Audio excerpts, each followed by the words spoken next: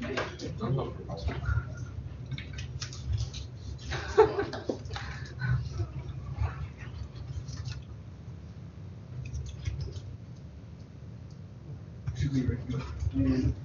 this is your.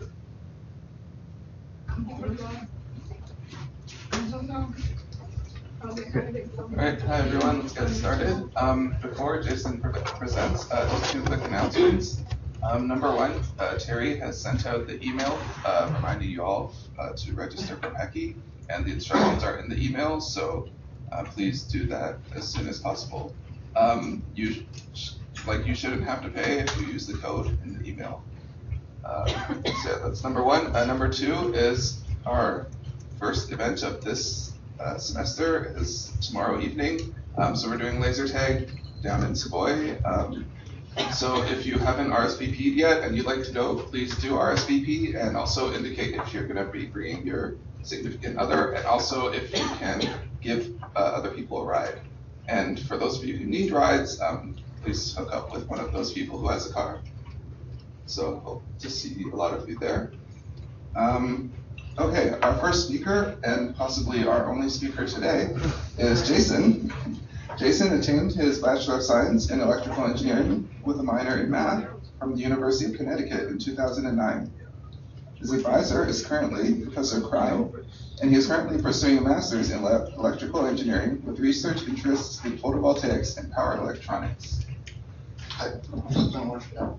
Okay, so my presentation, I called optimal panel tilt and spacing to maximize yearly energy harvest. So just for the outline, I'll just go over the reasoning behind doing this research, background on solar radiance, the effects of self-shading, which is the majority of the study, and then my simulation and the results in conclusion. So the motivation for the research, this is too loud. So as many people know that you can increase the production from a PV panel by tilting the panel up so that it gets more direct sunlight. But a consequence of this is when you have a large array of panels and you tilt it up, when the sun is at a certain altitude, that front panels can start to shade the panels behind them, and this is called self-shading. So the degree that you would tilt a panel varies by the latitude of the globe, I guess. And I guess the old rule of thumb for it was to take the latitude and then minus 15 degrees on it. So here in Illinois, we were 40 degrees north, and so the optimal tilt would be 25 degrees. But this isn't always the case, because if you have a cloudy, a generally cloudy area, tilting your panel could actually hurt your overall energy gain, because you lose out on a lot of your diffuse energy. So in a cloudy area, you have mostly diffuse and not direct. So, okay. Oh, and so we can decrease self-shading by increasing the spacing between our rows, but one consequence of that is that as we increase that spacing, we can fit less and less rows of panels in a given area. So here's one application of where this study could be useful, and that is rooftop solar arrays put on large-scale buildings. So large buildings usually have a flat roof that's generally unobstructed. They might have their HVAC or their elevator shafts, but for the most part, it would be an empty roof. And so you can fit a sizable array up there that could offset a lot of the building costs. So here's just an example. This is the largest one in the US. It's in New Jersey. It's a 9 megawatt installation. So as you see, there's not many things around that can shade it, although there is a bridge right there. And I think they offset about 70% of their costs by having their installation. Okay, so that's my motivation. So this will just be background solar. So solar power is measured in solar radiance or solar insolation. Solar radiance is just the power of the sun hitting a given area, whereas insolation is the power of the sun hitting a given area for an extended period of time. So irradiance is further broken down into direct and diffuse irradiance. Direct is the power from when you're facing directly to the sun and diffuses the sunlight that's scattered throughout the atmosphere that you can still pick up. Diffuse is measured by a horizontal aperture that's just laying on the surface of the Earth, while direct is measured by tracking the sun throughout the day. So sun altitude and sun azimuth. So sun altitude is just the angle between the horizon and the sun, and sun azimuth is the angle between north, which would be 0 degrees, and the sun, horizontal or perpendicular projection onto the horizon. So, and this changes throughout the year because as the Earth goes around the sun because of the tilt. So in the summer we have a higher elevation, and in the winter we have lower, and this affects how our panels capture energy. So the angle of incidence is, so for a given altitude, panel tilt, and sun azimuth, we have to calculate the normal component of the panel to the sun. So that's just, I didn't derive it here, so I'll just give it to you. So one's here, so this is how direct is factored by this, and then diffuse is factored by this equation. One note on diffuse is that diffuse isn't really affected by shading. Diffuse is affected by the panels in front of you and the tilt angle. So this term right here is called the masking angle, and that's a factor of how close the row in front of you and the tilt angle. So this is a pretty long equation, so I just plotted this out. So you can see that when you have a tilt angle that's less than 20 degrees, you have very little loss in diffuse energy, but as you go up, you actually increase that by a good amount. Quick question. Yeah. The diffusion equation, that's sort of derived from some geometrical problem, more or less, though?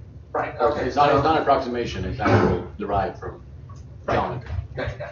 So this term right here is just diffuse normal is measured as on a horizontal plane. So as you tilt it, you lose that. I think the cosine of that angle. So you're no longer horizontal, now you're cosine. I mean, now you're tilted, so the cosine of whatever your tilt angle would be your normal component to your diffuse. And then this term would be your loss due to the panels in front of you. If that makes sense. Now the effect of shading. So here's how I calculated my shading due to the rows and panels. So for a given sun altitude, we can calculate the shadow length, which is just the apparent height of our panel. So here's the tilt. This isn't actually a real part, it could just be frame or something, but that's the apparent height. And so when we know that, and we know that, we can calculate our shadow length. So when our shadow length is greater than our panel spacing, we know we are now shading the row behind us. And there's more geometry in calculating how much of we are actually shading I didn't include it, but it's mostly just similar triangles. Okay, so this is just a quick note on panel orientation. So since we're dealing with shading, that either starts from the bottom or starts from the top and works its way down. So in the morning, we would have a fully shaded panel, and as the sun rises, we'd come down. And in the evening, we would have a panel that's not shaded at all, and then we'd start to shade it. So if we put our panels in a portrait mode, we start shading at the bottom and then work our way up. But you can see in this case, we're actually shading all three of our substrings at once. And if you look at this curve, since we're shading one individual cell in our string, we're just reverse biasing that cell, and that could actually cause the whole string to, that could dump all the power of the string into that one cell. So we actually lose the whole string. So the problem with this in portrait mode is that we lose the whole panel for a very small amount of shading.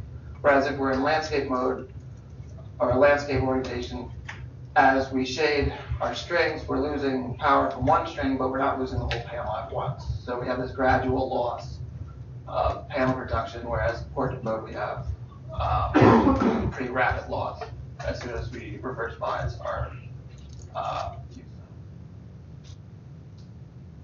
So how can differential power processing help us here? So we can use DBP to help manage the mismatch between our strings. So if two strings are not shaded at all and one string is shaded, then forcing the current of the string through that shaded cell will cause it, if we force enough of it through, we can cause it to operate in this reverse region. And then if we have bypass diodes, we would we would bypass the string, or we could lose the panel if we don't. Well, we have bypass diodes, so there's no real point in that. But with DBP, we can help mitigate that mismatch in current by directing current around our shaded panel. So we can still keep our shaded panel operating in positive power reduction region without losing or without having to bypass it. So here's just a string that we could without DBP. So we see that as we increase shading, and this is in landscape mode. So we see that as we increase our shading, at some point, that one string is now negative, so we just bypass it. So it doesn't matter if we keep shading that string, it's already bypassed, so we don't lose any power, but we don't gain any power. And then when we reach at another point, now we're shading the second string, and we see this gradual loss until we reach another point where now we bypass, and then we have the third string. So if we add DPP, that allows us to handle that mismatch. We get, so this is with 10% DPP, so it allows us to handle more and more shading degrees and handle more mismatched current.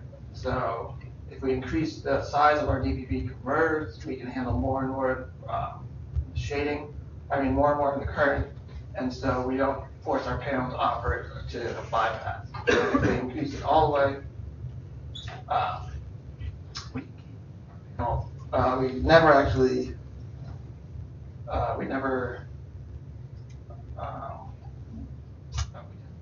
linear effect, and so here we bypass, but we haven't lost anything.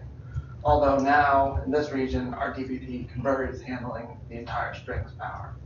So if you look at so this is kind of some basic efficiency conversion, it's not that precise. But if we look at it, for our higher DPP converters, since we're handling so much power, we have non-efficient converters, then we lose a lot of power, although we still do better than our non-DPP string. Just to graph some different efficiency ratios. Okay, so that's the shading. So now we're onto the simulation. So for the simulation, I took 5 years of hourly data for Illinois, and it's just off NREL. The model, I just modeled 2 rows of PV panels. So the first row won't see any shading effects, while the second row will be shaded by the first. I didn't include edge effects. So edge effects are when the sun's out to the east or west, you wouldn't have a linear shading line across your second panel. You'd have a little bit on the last one that the sun still sees. So I didn't include that. That will be for future work. And then with this model, I wanted to calculate the total energy hardest gain for given panel spacing and panel tilt angle. And this is just irradiance data for Illinois. It's the 5-year average. You can see that there's actually a good amount of diffuse irradiance, whereas if you go south, you get more and more direct and less diffuse. But in Illinois, it's not always very sunny, or there could be cloudy and stuff. We have a good amount of diffuse. So we just look at the front panel. This would only be the power front panel would only be maximized by the tilt angle. So this is only defend the So we wouldn't lose anything due to shading. So for here, we can see that 25 degrees is actually would maximize our energy capture for the year. But once again, we don't have a shading, and it doesn't depend on panel spacing. And if we go to the second row, now we see that when we have a very small panel spacing, we lose a lot of energy due to shading effects. Whereas when we increase our panel spacing, our shading effects go down, and we see our the increase due to our tilt angle come in. So as expected, when we increase the panel spacing, we see more of what our first row was, and when we're in close with panel spacing. So in here, there's some optimal setup or optimal spacing and tilt angle. Can I ask you a question on the last slide? Right. So is that for our latitude? I mean, I don't know if I understand what the tilt angle is. Is that? So panel tilt angle is all horizontal. So if it's laying flat on the ground, it'd be 0. Okay, but did you say that for our latitude, the ideal angle was 25 degrees? So I said that's like the old rule of thumb. So it actually is better for a different angle, but if you use that rule of thumb, you're a little bit off. Is that what this is saying? For our latitude? For our latitude. So if you just go by the rule of thumb, you would put it at, I think, you put it at 25. But that's not the maximum on there. I think 25 is the maximum right here. It's like. Oh, I thought the 30 was over one, so it is the maximum on Well, there. they're about the same height, aren't they? Yeah, I mean. This angle, they're the same. Bring out the ruler. Okay. So if we look at, so this is our second row again, and then, so there's just more tilt angles. We see that once we pass 25, we aren't doing any better. And here's just how tilt angle and panel spacing works as a function of our DPP rating. So if we don't have DPP, then we have a lot more shading effects, and as we increase our DPP rating, we mitigate our shading effects more and more. So this is a finite area model. So I just set the area to be n rows of flat panels, and then I increased n. I made n large enough so that the difference between n and n plus 1 is negligible. So an interesting point here is that it's actually the maximum energy harvest comes when the panels are laying flat and there's 0 spacing between them. But as soon as we move out, as soon as we increase the spacing just a little bit, we no longer see that, and the other tilt angles take over and they give more power. So 0 spacing between your panels may not be the most practical.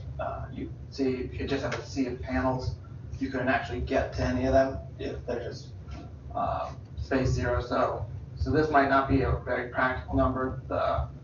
The better or the practical limit would probably be out here somewhere. So we see that as we tilt it, we actually do better than 0 tilt angle. So we'll deduce so the tilt angle is 0, it's facing horizontal, right? Yeah. So as you're increasing the spacing, why is the energy harvest going down? There'd be no shading, right, on the, I guess it is not following exactly. So this is for a given area, I should have written it, but a variable number of rows. So when you have 0 spacing and you're flat, that means you can fit, this is where the most rows you can fit. Okay. But as you increase it, you're losing some of the, you can't fit them all. You can't fit rows anymore. So if you double your spacing, then you can fit half your rows. Okay, so you're assuming that 1 is utilizing every single panel that you could if it was all flat and covering that area. Right. Okay. So here's kind of what you were just saying. So gains versus losses. So as and this is for 25 degrees. So at 0 spacing in that given area, we can fit actually 1.2 n rows of panels, but we aren't doing, we're only working about 75% energy reduction. So, so this red line is a product of these two. So one is our gain due to panel spacing, and the other one is our loss due to panel spacing. And so the product of them would be our net. I guess our net, or the balance between the two, and we see that it's negative. So we lose more energy due to losing rows than we gain due to increasing our panel spacing due to tilt angle. That makes sense. And this was with no DPPs? No, this is with 20%. 20% DP Yeah. still, Okay. So at 25 degrees, this 0 spacing would then form like a sawtooth, so. Right. Okay. So did you do this without DPPs then? Does it look different then? It would. Right, so here's without DPP. Oh, you mean, what do you mean? Yeah, that same plot on a fixed area, right? Right. Because here, what it tells us is that you shouldn't space them at all, right? But that's assuming that you have DPP in this system. If you wouldn't have DPP, Right. would the story be different, or would it still be? So this, if you didn't have DPP, this would actually be flatter because you couldn't. Your panel spacing would be worse. So this line would be the same, same number of rows. Yeah. And the green one But your would be energy reduction would be a lot lower. Yeah. So because you'd be following this. Mm-hmm. So in here, oops, so this would be down here. If you, So it would just be lower overall, but the same shape on the red line, or the same negative slope, for sure. yeah, they might be more negative. Yeah, I think so. Might be a good thing to do. So my conclusion so far, and this is a pretty, there's a lot more to do in this study. So for a given area, if the spacing between the panels is really small and laying the panels close together, will maximize your energy harvest. But as soon as you impose a minimum spacing, and that can be due to a variety of reasons. If you want just space between the panels to walk on the roof, or if you need a maintenance road, then that 0 spacing and 0 tilt angle will no longer maximize your energy harvest, and you actually have a new one that you can, well, you'd have to pick it to be based on your spacing, but it would be greater than 0. So for future work, if you include the edge effects, I could increase the number of rows, different panel architectures. So this is relied on just one panel per row, but there's other architectures where they stack them, so it goes 2 panels. So it's basically 6 substrings per row instead of 3. And you can play around with those. So the lower one could be at a different angle than the top one. You can see that if those affect the results. Yep. So, is your ultimate goal to formulate this as an optimization problem? It seems like a really great candidate for optimization. Since you're like trying to find the panel spacing subject to all these constraints on the configuration of the panel and the amount of space you have and all these other things. Right. So I'm not giving optimization in a mathematical sense, like. Yeah, mathematical optimization. Maybe I don't have the background in optimization at this point. So right now I'm just doing it as an iterative approach, but I guess it probably could be. Yeah. We should talk about it. Okay, yeah. Cost of panel and cost of DPP and cost of. Yeah, the value of energy. Yeah. Maximize value.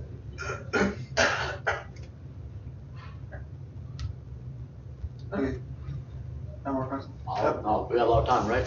Yeah. Half an hour. Yeah, so have you looked at the cost at all? Because it seems that obviously,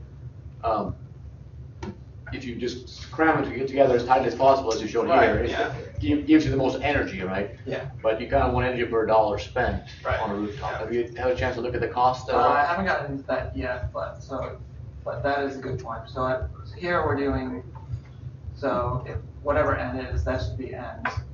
But if we look down here, now we're doing 80% of our energy harvest, but our number of panels could be 75%. Yeah. So we lose between here and here, if we just look at 25, we lose 10% of our energy harvest for 25% less panels. Yeah. So yeah, that's a good future work to get into, to look at, because ultimately that's what you put on. You want to just try to maximize that and spend as much money as you can.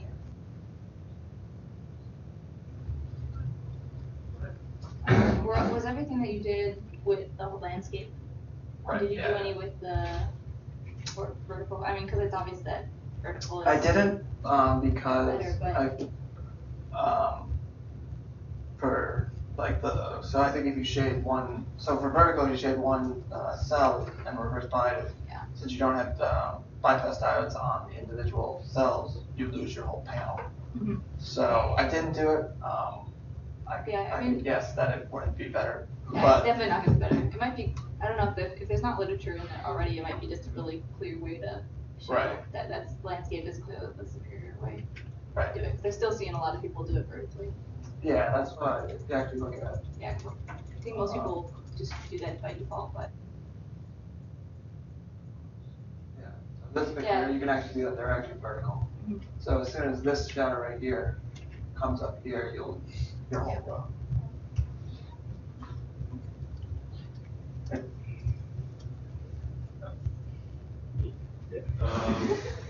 Is there a reason why variable tilt angle isn't on future work? Is that something that's like a second order effect, or You mean like where it tracks the sun throughout the day? yeah, or like a minimum tracking or something?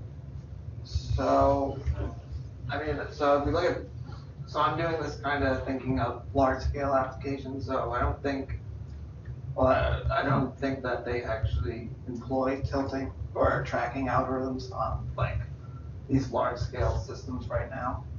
It could be, but I think the cost of that, the machinery would outweigh the savings. But it's always worth researching. Yeah, those electric machines are not reliable and cheap enough. Yeah, but there's a few startups that are doing really cheap, like additive manufacturing, pneumatic-based. Yeah, people do. Solar panel. I know people who just have their own solar panels, like on their roof. They tilt them different for the winter, summer. It's just off by a couple of degrees, but it helps your energy capture. Sun power does sell commercial systems where they do have the tracking, usually just single axis tracking throughout the day, and they think it makes sense financially.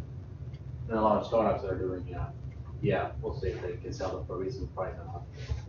Tracking's really good, direct, not diffuse. Right. So. Yeah, number one, tracking is better for direct, but number two, now you gotta have enough room between the panels to be able to move around. So now you can't tile things as densely either. So you got another dimensional trade-off. Now you've got spacing of 2D instead of 1. My other thing's just a comment. I know you said you used that 2005 to 10 NREL data. That they make a TMY3, a typical meteorological year, and they have that for spots all over the states, and they say that represents about 30 years with weather. So weather's changing, so who knows if that's better or not. So is that hourly data or? It's hourly, I guess. So I did this on hourly data. Yeah. For the year, so. I mean, it's just it's a good representative. Right. It's like heaps of spots, they interpolate all over the country, so it's good. Right. But, so I don't know if I could, the whole point of this was to see how it shades throughout the day, so when the sun's low. It has direct and diffuse for each hour. Oh, okay. Okay, I didn't know. But yeah, I'll look into that. Thanks. Oh, okay. I guess.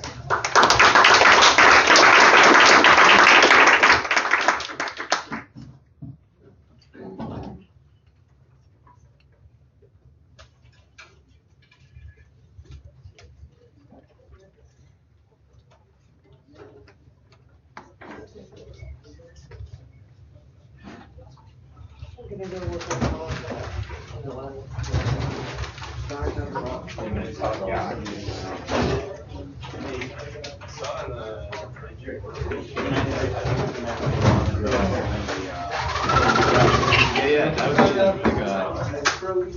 structure of energy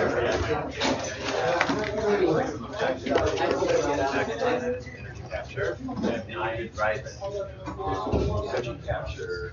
That is a big help that it makes for that.